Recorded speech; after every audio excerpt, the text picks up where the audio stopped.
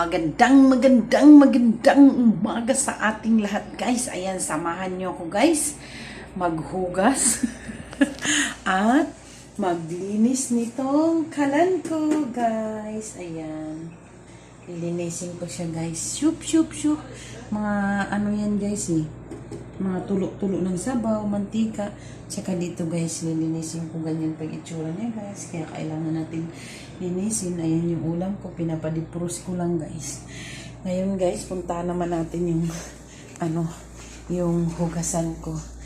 Ayan, guys. Nakatambak siya, guys. Kasi nga, guys, patak lang talaga, guys, ng yung tubig. Kaya naisip ko mag-igib ako sa taas. Buti na lang nilagyan ng mga siguro yung ilaw nito ay 110. Kasi yung freezer namin, guys, hindi naman gumagana. So 110. Tapos yung heater guys na yung sa tubig, hindi rin. Gumagana siya pero ang tagal, guys, ang tagal niyang ano ba yan? Tagal niya, oh my guess. Tagal niyang guys, uminit. Kasi dapat ito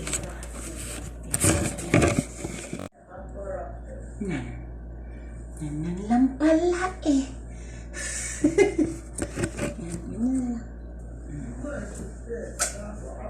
yan, guys. Yung initan kasi, guys. Ang tagal uminit. Yan, ibig sabihin, guys, 110.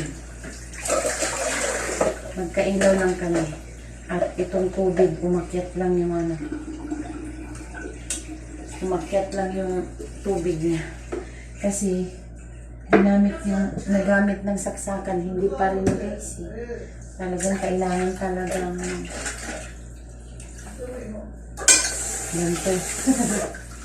Ang init.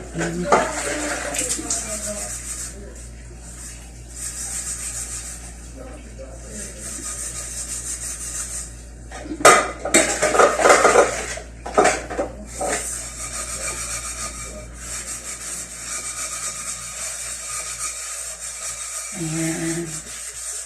Diba? Samahan nyo lang ako dito maghugas at saka maglinis ng aking improvised kitchen. Improvised kitchen to, guys.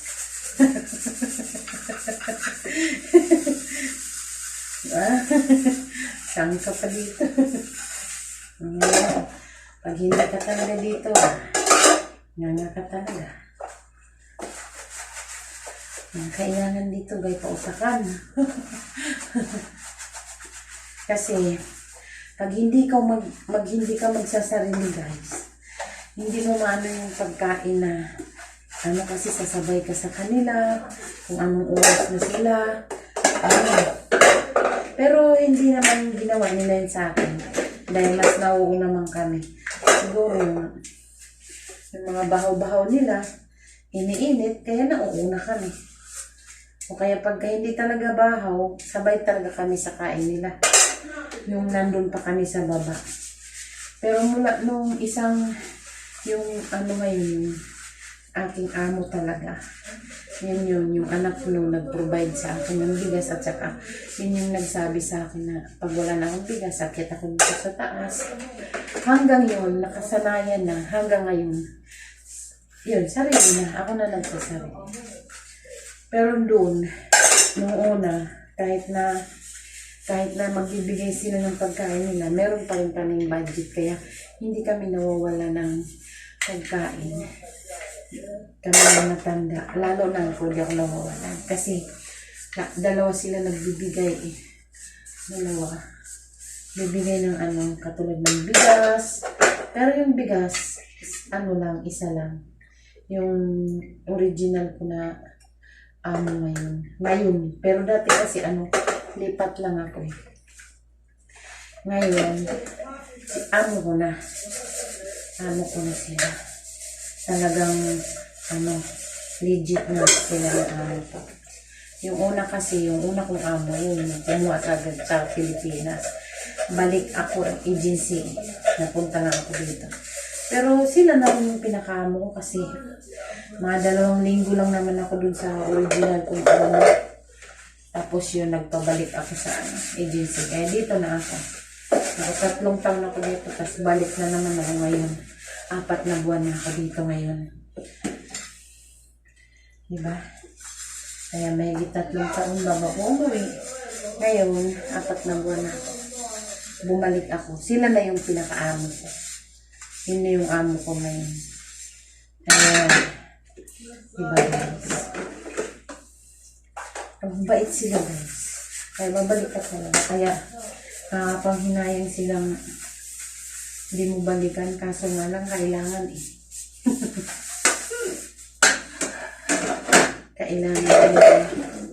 Kailangan mo din gumawa lang. Hindi lang.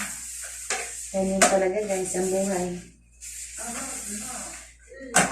Hindi lang tayo laging katulong. Kailangan mag-isip din tayo ng alternatibong pamamaraan ng pamumuhay kung paano tayo umunlad sa buhay. Kaya, pero malaking tulong yan sa akin. Kung sakaling ma-provide ko man yung hinahangad kong buhay na hindi naman kaganong kalaki, ma-provide ko, isa sila sa nagtupad nung sila nga amo ko. Kaya napakalaking pasalamat ko sa kanila.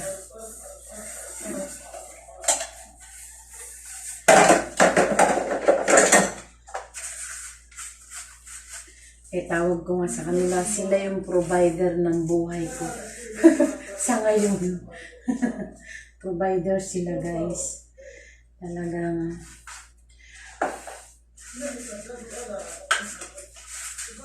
yan. Hindi man nakaipon ng sa 3 taon, at least kahit pa paano may makikita kang improvement sa buhay guys. Yan lang naman ang importante guys. Dating hindi ka kumakain ng 3 beses sa araw, minsan tubig lang, asin yung kanin. Tapos pagkain mo ng asin, inom ka ng tubig, busog ka na. Ganyan ba guys? Sa ngayon, kaya sila pinatawag ko na provider kasi yun ngayon nagawa nila sa buhay ko. Kaya malaking salamat talaga guys sa kanila yan. Habang kung sakali man umunlad man yung gamit ko yung na ko dito, na-achieve ko dito, hindi ko sila makakalimutan guys. Kasi sila talaga yun. Ganun ako magpapahalaga guys. Super.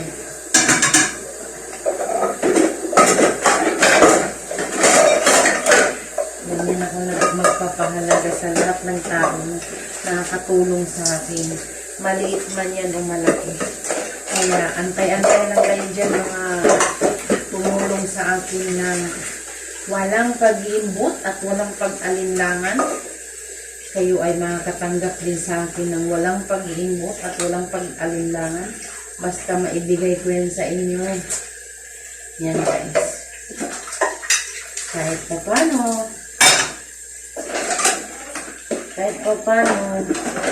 may mga tao pa rin puso yung ginagamit. Hindi para yumaman, hindi, puso yung ginamit.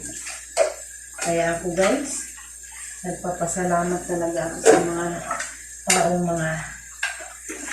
hindi hadlang sa kanila yung tumulong sa kapwa. Nagpapasalamat ko yun sa kanila guys.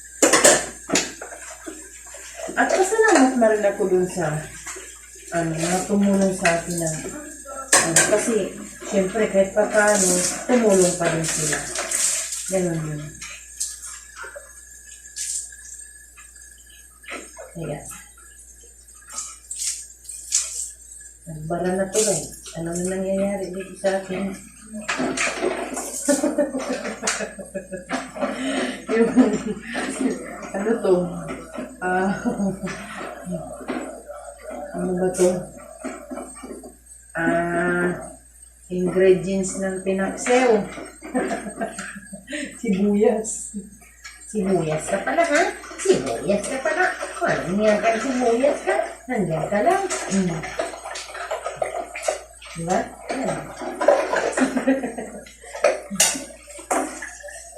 Ayan guys. Kaya malaking pasalamat ko talaga sa lahat ng mga taong tumulong ng pagipitan ko, lalo na yung mga nanganganib ng buhay ng mga anak ko sa panahon na ganun. Yung na po, nasa panganib yung buhay ng anak ko na kailangan ko ng tulong na parang binabaliwala lang kasi ang akala nila nagluloko lang ako o kaya ano, ganun. Pero okay lang yun. Kasi ano, chance to experience yun guys sa mga taong hindi talaga nila totally ganun yung nasa isip. Pero sana mamulat na rin sila sa mga lahat ng mga ano ko, ng mga ginagawa ko para sa akin. Baka sa susunod na panahon magagawa na rin nila yung kung ano yung damdamin ko na nararamdaman na hindi na nila maiparamdam sa iba. Ganyan. Kasi ako, ramdam ko talaga ramdam ko ang wala. Ramdam ko yung paano alipustahin, paano atakan. Ramdam ko lang guys. Kaya, sana, wala nang ganun, kaso nga lang, hindi naman natin hawak yung buhay, pero sana lang naman, kahit pa paano may mga tao kahit hindi man yung gusto yung kaloob mo, may magagawa pa din sila na kabutihan na may idudulot na sa tao. Ganun na talaga yung buhay ng tao. May tawag nito, yung tawag dito. Basta yun na yun guys. Huwag nyo na basta yun na yun. Yan. Basta sabi ko lang sa inyo, sabi ko lang naman magpakabait tayo habang may bait pa tayo. Yan. Ito yan guys. Dito ko ilagay yung hinugasan ko. Tapos mamaya, i-ano ko. Tapos ito guys, aking linisin. Sakit. Update ng mga sugat-sugat ko guys. Ito naman dito.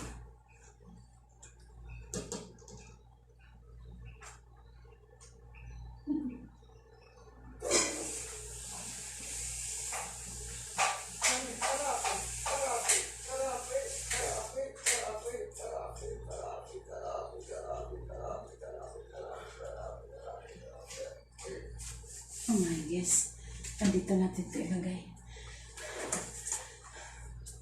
Ito natin ito ilagay. Para ano dito.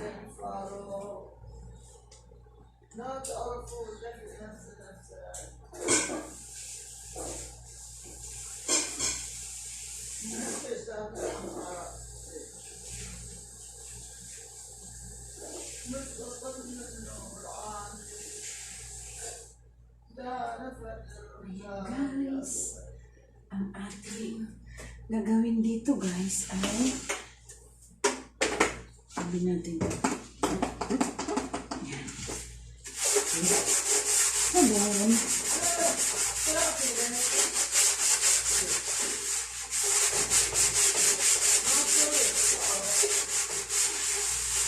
talaga ito maiwasan na magkaganito to kasi ano eh, yung tutulo,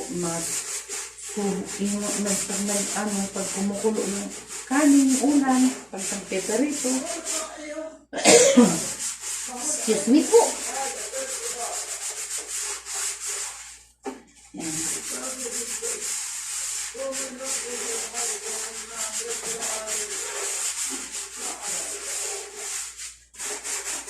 Hindi mo man araw-araw ito malilinisan, at least, linggo-linggo, kailangan mo siyang linisan.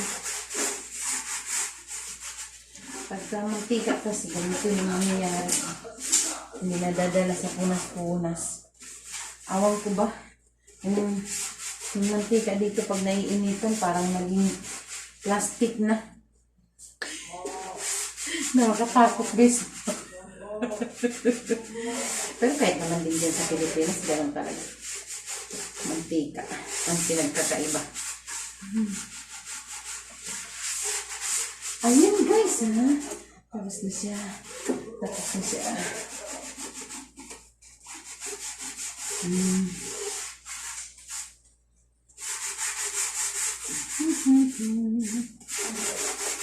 Yan.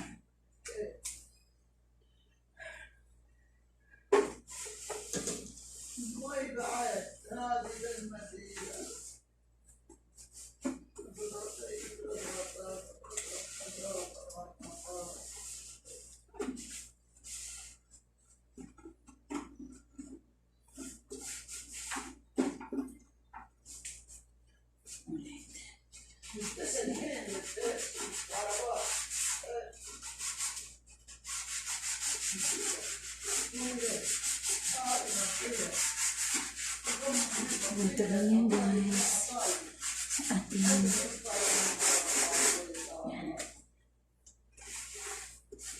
Ayan na siya.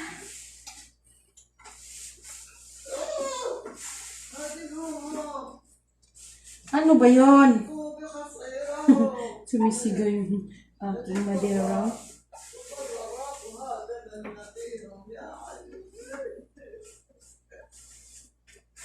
Yan, guys. Tapos na siya, guys. Malinis na siya, guys. Ilalagay ko lang dito sa may upuan. Dito, guys. Kasi ito, nilinisin ko to. Tumantika kasi. Kaya kailangan. Yan. Dito kasi, kailangan sabunin kasi ginagantagtaran, mga ganyan-ganyan. Kaya linisin mo talaga siya.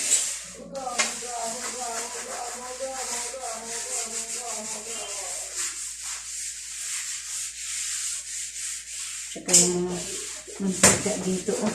Yan. Diba? Ayan. See? Kasi ito na ano na, dumidikit na dito. Sa hindi. Pati pa naman. Pero ganyan talaga, guys. Improvised kitchen to, guys.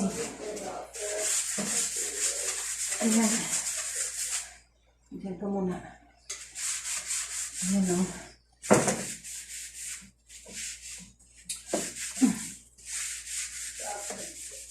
Kasi, nandidikit dito yung ano. Nandidikit. Ayan. Ayan. Kailangan. Kahit konti-konti lang na, hindi naman natin lahat kuha at least nabawas-bawasan. Diba?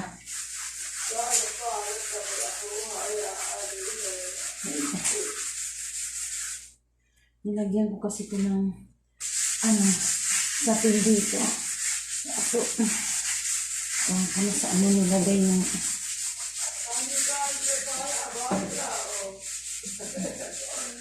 yan. Kasi ito din.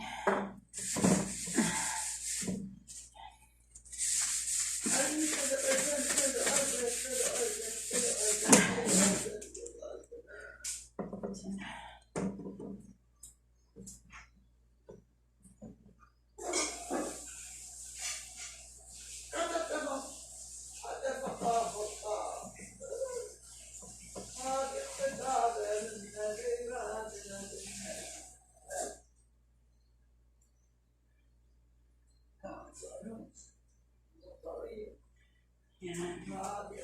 Diba? Maganda talaga pag nalilinis ito.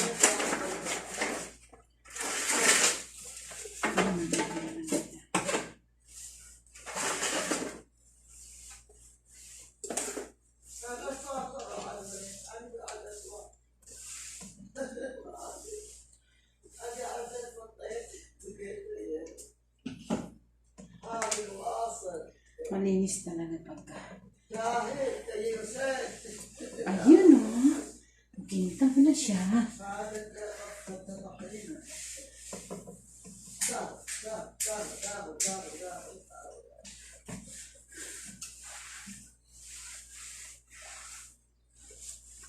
And guys.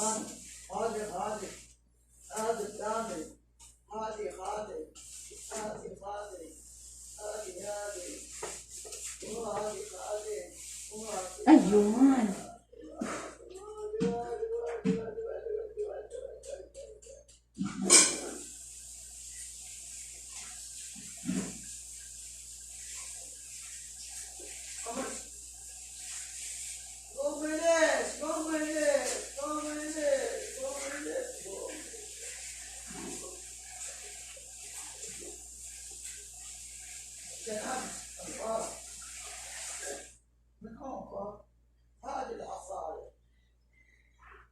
Kaya diba?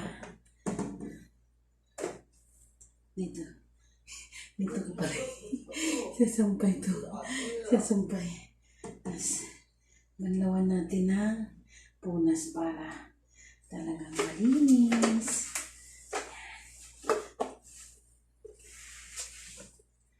Yan. Yan ka lang. Yan. Pag ganyan na guys, may sabihin malinis yan. Pag tumutunog na siya guys, kasi balik na natin to dito sa pwesto. Panibagong kalat uli. Ayan guys. Ayan na po. Pakita ko na sa inyo yung nalinis ko na. Ayan. Napakaganda tingnan guys. Ayan. Malilinis. Ito po yung hinuhugasan ko. Ayan. Ayan guys. Ayan guys. Ayan guys. Dito na nagtatapos yung ating video sa ngayon. Ayan. More bliss. God bless. Keep safe everyone. Good health. At saka, laging niyong tandaan ang kasabihan ni Sweetlyn. Laging iapak ang paa sa lupa. At itingal ang ulo at itingin ang mata sa langit para yung makikita ang pagbabat pagbagsak ng biyaya na mararamdaman ng paa mo na nasa lupa. Bye bye guys. Love you all. Mama chup chup.